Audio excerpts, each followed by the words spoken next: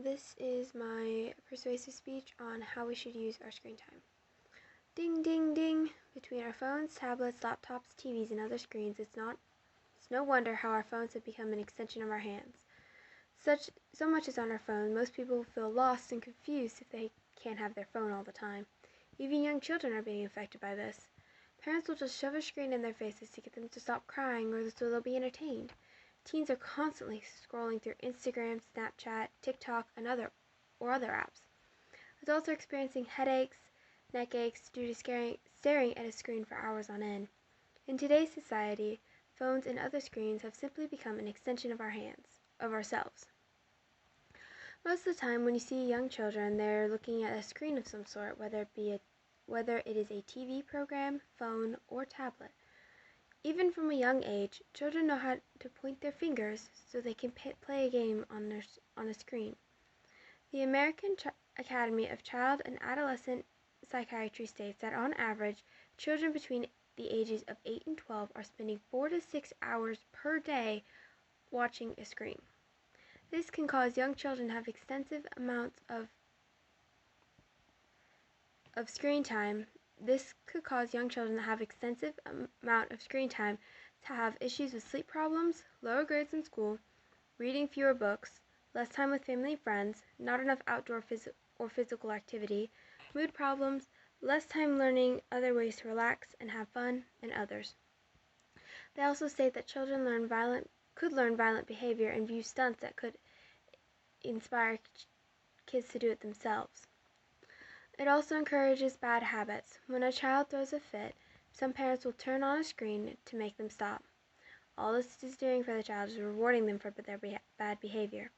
Instead of allowing children to be mindlessly entertained by a screen, we should teach them to use their imaginations and explore. With teens, it could be difficult to limit their screen time. Between researching topics for school, talking with friends, watching TV, or scrolling through social media, most teens will spend all day on a screen. Studies show that on average, a teen will spend close to 7 hours of their day on a screen. This does not include any time spent finding information for school. That's 7 hours they could be studying, spending time with family and friends instead of watching a screen. Lifespan states that this much screen time could result in lack of sleep in teens as well. They also give advice on how to limit screen time in families. One suggestion is to list all the sites you use regularly and to list a time limit on these sites per day. Another suggestion is to download a timer app on your phone that would keep track of how much time you spend on certain apps and tell you when your time is up for the day. While it can be difficult to limit a teen's screen time, it is not impossible as long as you come up with a plan that works that both parties are happy with.